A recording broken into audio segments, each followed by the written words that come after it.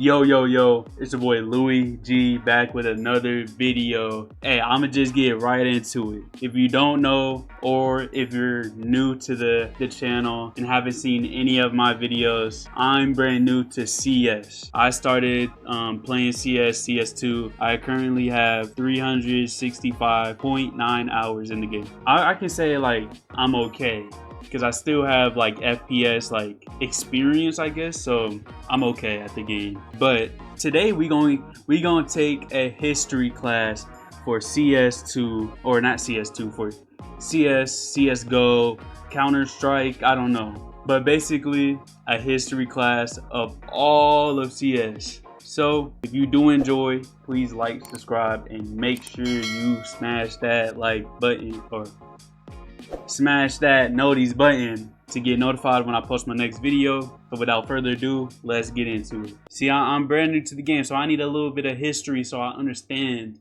the hype, the skins, the gameplay, the players, the experience. So let's dive into it. The future of Counter-Strike. Team Vitality! 9 are your E-League Major champions! Have won! Taz has delivered in front of the home crowd! The year? 2011. A life-changing year in gaming for many, and plenty of companies began taking notice, wanting a piece of that sweet like gamer revenue. Timeless yeah, classics were released, such as Skyrim and Portal 2, Battlefield 3, Modern Warfare 3, Gears of War 3, Uncharted 3, Lego Star Wars 3, Super Mario 3D Land, Saints Row The 3, and Cars 2, the video game, which was somehow released 3 days before Cars 2, the movie. But as you and Cars 2 had a video game? Call of Duty, Modern Warfare 3, Skyrim, Gears of War. I've never played any of these. I was young. I was really never able to play games in general when I was younger. 3, Uncharted 3. Uncharted, I never even played that either. Comment which one of these games have you played, and what exactly do you like about them? Oh, and how old were you when you played these games? 3, and Cars 2, the video game, which was somehow released 3 days before Cars 2, the movie. But as you and I were busy playing these games that would alter the trajectory of our lives forever, one community remained virtually unfazed through it all. Counter-Strike. You see, Counter-Strike players are stubborn. They always have been. And way back when, their stubbornness put them into a very unique situation at the time. 2 different titles saw this community of hardcore competitive gamers divided into 2 separate factions. The tried and true original Counter-Strike 1.6 and the new and improved Counter-Strike Source. You could literally tell one of these former players today which one you like, and they'd still give you an incredibly strong players today. Would you play CS if it looked like this? I certainly would not. Now, I'm probably gonna get hate from that. But in this time, would you play CS if it looked like this? I don't think I would. I think, alright, maybe back then it was... which one you like, and they'd still give you an incredibly structured rundown on why your preference was wrong. Despite these games being from the same franchise, there were clear distinctions between the two, aside from 1.6 looking like it could be played on an iPad. Was he bunny hopping? Depending on who you ask, they'd usually say that Source was buggy and unpolished, a silly game not designed for true competitive play, while 1.6 is outdated and clunky, and that those players need to get with the times. This battle between old and new had raged amongst themselves for nearly 7 years after the release of Source, until in 2011 when a third ripple began to unfold that was about to change everything.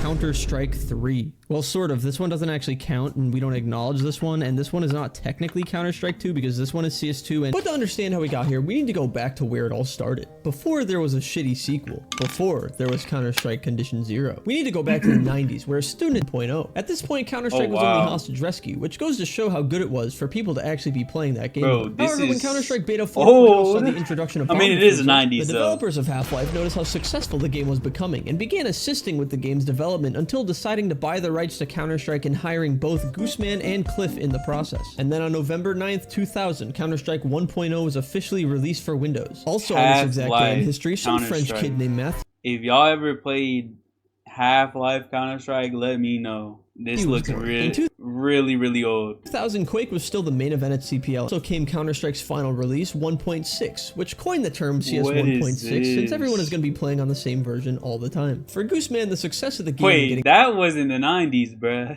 That's like early 2000s. hired at the company that made the game he mods for was a dream come true, but he would soon realize that it wasn't all sunshine and rainbows at Valve HQ. The reason we are not doing that, and I can only imagine it was because Valve already had plans for a sequel of their own. In March of 2004, Counter-Strike Condition Zero was released for Windows and it was so poorly received that I probably won't even talk about it for more than 30 seconds. Though Condition Zero wasn't the only thing that was going to let them down this year, because just a few months later, Valve released Counter-Strike Source. Next to the game, players even had the ability to import pictures straight from their computer into the game, which turned out exactly how you'd expect it to. Models had ragdoll physics, and even the props had physics. He just hid the bomb under the barrel. Wait, he just rolled a barrel on top of the bomb. Source had the exact same ideas as 1.6. However, competitively, the game was just executed. Bro, you can shoot barrels on the bomb?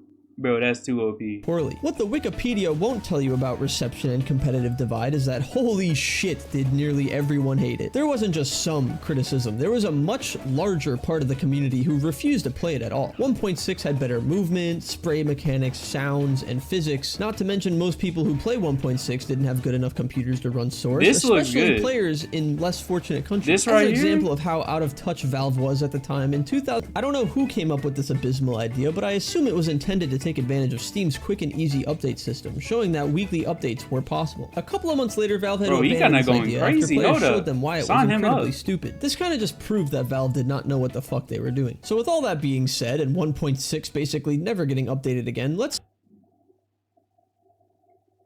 Did I just see that? Bro, imagine you were able to do this. That Valve did not know what the fuck they were doing. So with all that being said, look at this, look at this. Basically never getting updated again. Bro, nah. You know them cheerleaders that be throwing him up in the air? That's literally what they did. He just did a cheerleader peak. That's crazy. Curated phenomenal talent from all over, such as Kogu and FNX from Brazil, or Forrest and Get Right from Sweden. They had tournaments on this game? That's crazy. Taz and Neo from Poland, and the United States player Good For Nothing. Take RPK, for example, inarguably the best Source player in history, and they nicknamed this motherfucker Le Tank. Of the 56 tournaments RPK played from 2007 to 2012, he didn't win 9 of them. You didn't hear that incorrectly. He got first place in 47 of the 56 tournaments he played in. The 9 tournaments he didn't get first place in, he got second place in 8 of them and won in third place. That's actually Whenever insane. This dude showed up to your tournament, there was an 84% chance you were losing. Several things are depressing about this though. His success could be attributed to nobody giving a shit about Source and making him look like a god among men. But so for now, let's fast forward to 2010. Year of the greatest video game of all time, Skate 3, and the start of a new decade. Hey, Skate 3, if we got Skate 3 fans, I want to see y'all, man. Skate 3 is my game. Skate 3. That's all I can say. When is Skate 4 coming out? Or Skate, whatever they're calling it. It's been years. DirecTV event to the 2007 housing crisis, prize pools dropped back down to normal, but technically would have peaked in 2010. But The cheerleader peak again. What is that? Bro, I'm glad they took... If they still had this in the game, see ya. No way. No way. 2011. What's funny about this year is that it would have been a great year for... Even that. What was that? Bunny hopping? Down the ramp? Nah, bro. There's no shot I'm playing the game, bro. There's actually no shot. For competitive Source, because they released a massive patch with balance changes and things that probably would have made players consider trying it out. But 2012 rolls around and CSGO had an early beta. The consensus was pretty awful, actually. I talked a little bit about it in my first video, but to give you an idea of what people thought at the time, the first line in the HLTV article says, "If I said the game resembles CS 1.6 more than CSS as it is right now, I would be lying. And quite frankly, even CSS feels smoother." And that one sentence honestly tells you everything you need to know about CSGO at the time. But as the game steadily improved, the last 1.6 major event was in March because tournament organizers planned to make a switch to CS 2012, and they were still hosting tournaments for a game that looks like it was made in 1999, because it was. There were still plenty of smaller events being held until late 2012 for both titles, but then in 2013, poof, none. All gone. CSGO released in August of 2012, and the last LAN in 1.6 history, the ESEA Season 13 Finals, was also holding a CSGO event, in which a few was that Noob? Just made this app, still hosting tournaments for a game that looked 0.6 history, the ESEA. That is Noob. That has to be. This is what is this called? Hut, right? Am I right? Hut or yeah, this is Nuke, and then the door. This is single. CSGO is the best litmus test to see which game Did I just say 2012? I meant to say 2012. top players I'm from these getting games. old, bro. The ultimate crossover episode where the players among two different titles finally come This together. looks and really join good forces compared to create the what best teams we just imaginable. seen It earlier. didn't even take more than a couple of days before the first super team was put together. Ninjas in Pajamas, fittingly the name of the team to win the first ever CS major, consisted of 3 of the best 1.6 players and 2 source players. This team within the first year of CSGO's release would put together an 87-0 win streak, winning 10 events in a row without... Bro, what? Wait, no, that's actually insane. Hey, maybe there's something that I don't know that's crazier than that. 87-0? Like 87 teams they won against? dropping a single map. NIP would become a legendary icon that put everyone's attention on CSGO. If you didn't swap games yet, you certainly swapped games now. One unfortunate team that had to play NIP a lot in this era was RPK's French squad Very Games, a team consisting of 5 of the best source players who would have the displeasure of losing 5 times in the finals against them. But now is as good as time as ever to mention the differences between a source player and a 1.6 player. 1.6 players tended to be more tactical and slow-paced, while source players tended to be flashy and mechanically gifted. A good example of a 1.6 player at the time would be Get Right. An amazing... Look at it. Did y'all see the case here, Harden? It kind of looked nice right there. Source slow-paced, while source players tended to be flashy and mechanically gifted. A good example of a 1.6 player at the time would be Get Right. An amazing player in his own ways, but uses positioning and superior game sense to catch enemies off guard or gain a slight advantage over... Wait, someone tell me this is Inferno. Look at this. There's a big freaking pot here. Bro. This fountain is huge, bro. It takes up like the whole site. The site is pretty big too. This is a very open area. Honest, really shouldn't have fumbled that in the same year as their impossible win streak. To round out the year, gift boxes. Whenever used, would give a random user inside the server a random skin. Or whenever you're watching a stream, you have the chance to be given a drop. Your name would pop up in-game whenever you get one, and this obviously turned out exactly how you'd imagine it to. The names that usually kept popping up on screen were skin gambling websites, so they had to remove the HUD feature. The game was getting consistent updates. The best players of that year were a Bro, look at those gloves. Bro, wait, hold on. We gotta look at that real quick. Feature. The game was getting consistent updates. The best... Look at the gloves. I like these. Wait, they need to release these. Well, they look kind of nice, bro. Are these just classic gloves? Look at these, the sleeves. Can't really see the knife here. Look at this, bro. This looks really clean. And then they had to ruin it all at the start of 2014 when they added the CZ. For $400, you can get a gun the size of a 5.7 with the firepower of an AK, and it terrorized the game for almost a full year until it got massively nerfed in December and was almost never seen again. There was plenty of great updates this year though, like stickers, Operation Phoenix, Breakout, and Vanguard. Cash got added, Train got reworked, but that one too. Bit of lore at the time, French player Kelly replaced Scream on Titan, only to then get VAC banned for cheating immediately after. This is what Scream had to say about the situation. Kelly VAC ban? No. What? Seriously? No. Seriously? No. Seriously? No. I don't seriously? Seriously? Kelly, no. Kelly Seriously? No. Are you fucking serious in my eyes? And Hiko, who was the only player to be featured in HLTV's top 20 who wasn't banned from Howl themselves, and you could only have one if you unboxed it prior to its removal from the case, making it the... Wait, do people still... Wait, is it possible to have this? Oh wait, you can't, right? Yeah, okay. Yeah, okay. 10-man lobby for just professional players. These and this maps era look look back so on fondly different. for the amount of players we had streaming these games for fun, such as Olaf and Pasha and Scream and... Oh, Sean Garris, Noob Garris. By the way, NIP got second place in another major this year, showing how good they are at barely winning stuff. But on the bright side, they picked up Finnish sniper Alu, who gave us this gem of a quote. Are those Red Bulls only for the commercials, or can you actually drink them? No, you can actually, you can drink them. Should I push banana as well? Yeah. Push it like... Oh, look at this, man. Damn. For the first time ever, Get Right wasn't the #1 player in CSGO, as Olaf Meister jumped to the rankings with his ability...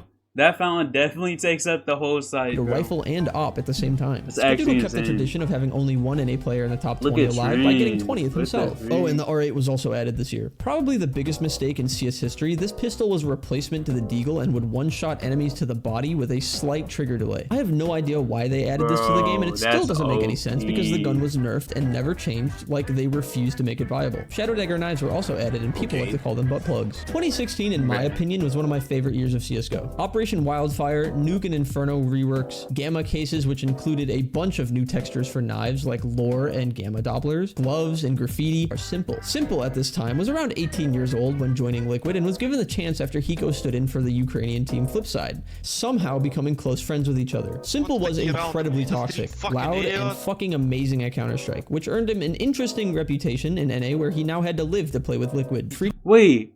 Often get into fights on stream while playing Rank S. You couldn't jump here? You had to get a boost up? That's crazy. I'm glad they changed that. That would have been a pain. Famously getting into an argument with Cloud9 Freakazoid, who made fun of Simple, telling him to get a tan, and then had to go to anger management for bullying a Ukrainian kid who could barely speak English. Why you bully me? You fucking bitch, why you bully me? Everyone asking. MLG Columbia. Wait. Nah, bruh. Y'all gonna make fun of me, bro. I did not know that. Why you bully me?